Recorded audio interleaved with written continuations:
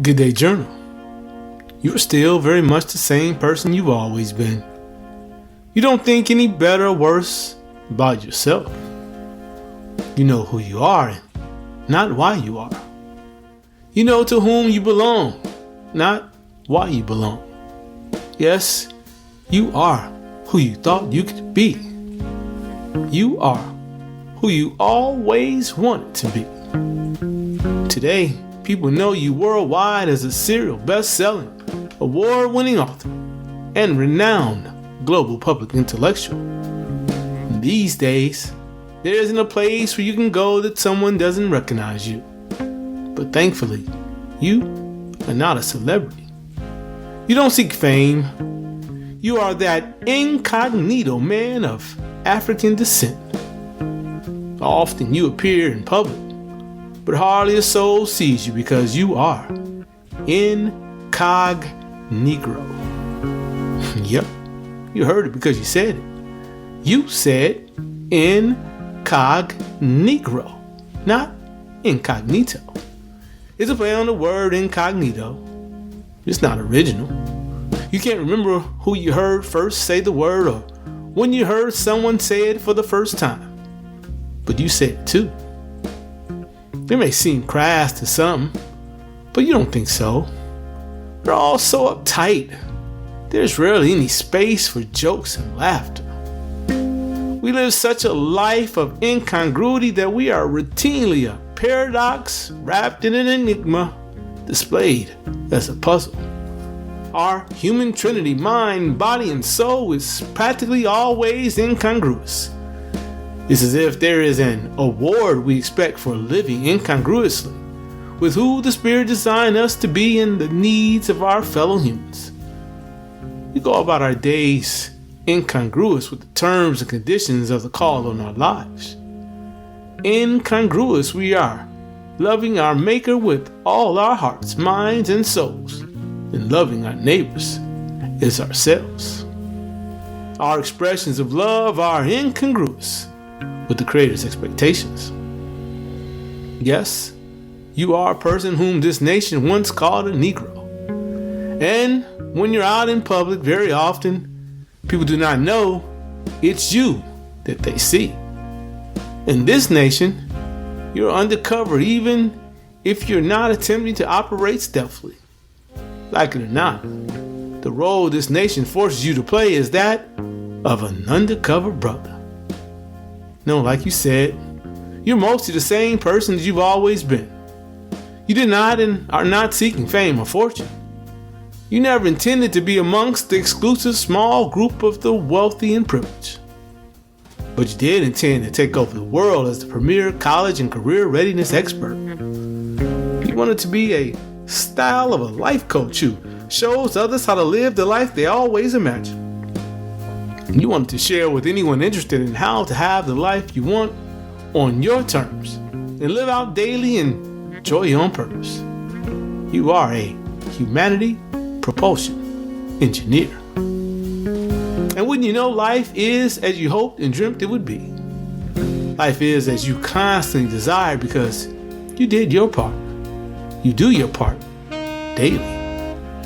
Your part consists of talking with the Creator early each morning and simply listening to what you receive rather than trying to say what you want to give.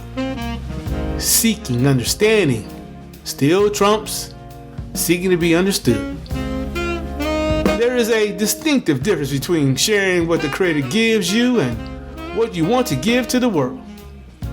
Sometimes you wake up thinking about something you want to say, and by the time you open your laptop, you can't remember what you would say if your life depended on it. You can't remember because the Spirit removed the thought from your mind so that you can stay on track and stay focused, preparing a message that will help serve and make sure others know that their lives matter. Not the message that enables you to validate who you are, serve your goals and objectives, or make sure you have content to keep people listening to your audio cast. You can't remember because you understand that sharing each morning should not be about you. Your mission daily is to be the vase that receives the message. And like water in a pitcher, pours it out to whoever wants to taste, whoever needs a sip. You are the spigot, not the well. Let the wisdom of the divine be the well that provides the world that never dries up. Let the word of God flow without interruption from you. This morning, you thought you had an unquestionably clever journal entry to write. Then you sat down at the computer, and this message appeared. Not the piece of prose you thought would be so wonderfully entertaining. Instead, you get this message about what exactly you're unsure about. But this is where and what you're doing. You're sharing as the Spirit deems fit. If you remember, you started talking about how life is different, but you remain very much unchanged. Yes, that you believe is the direction you started when you began. Sometimes our lives become better than we ever imagined, and we forget to imagine what kind of person we will be once things turn out as we hoped and dreamt. You see it all the time. People change when their lives change. Good or troubled times. You often see people become versions of themselves hardly a soul knows. A few things in life are as truth serum for humans. Drugs and alcohol are truth serum. When folks are drunk or high, they are typically more of what they are at their core. Loving people become more tender. Affectionate lovers become increasingly sensual. Dispassionate people become more aloof than ever. Mean-spirited people become cantankerous. Drugs and alcohol magnify who we generally are at the essence of our being most of the time. Money, fame, fortune, wealth, and privilege also have a truth serum power. You hear it all the time. Well, you don't hear it all the time about you, but you do hear it said about others. You changed. You don't seem to know where you are from any longer. Yes, money changes people. Lots of people. Money makes people do things you thought they would never do. Money makes you more what you were at your core. Money makes the world go round like a dog going round and round out of its mind, chasing its tail. The love of money makes us crazy, absolutely mad, out of our minds, and spiritually sick. Fortunately, money, the incognito level fame and fortune that defines your life, haven't changed you. You are still who you were not all that long ago. You still don't care to drive. It remains your preference to wear jeans, t-shirts, sweatshirts, and matching Nikes daily.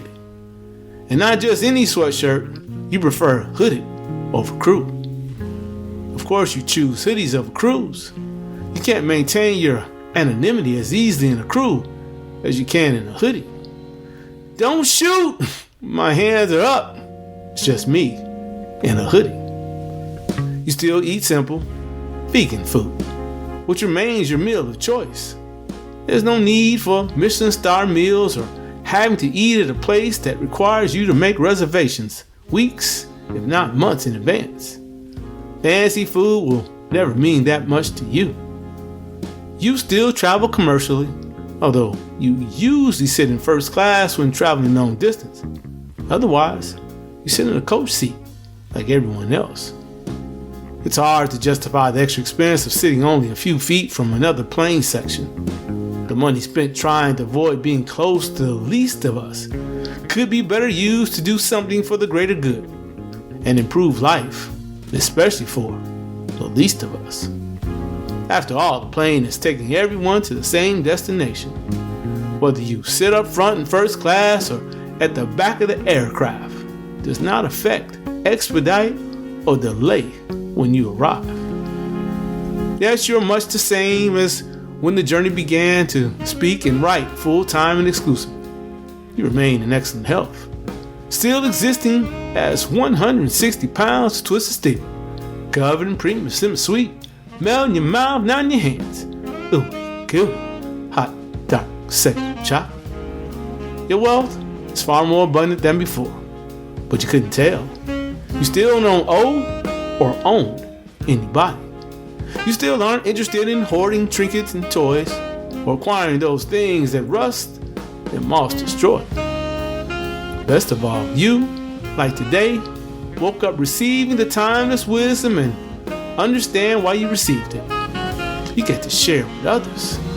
It's your gift from the source to dispense it like your earthly father shared his thoughts and suggestions. Dad said, use it if what I share works for you.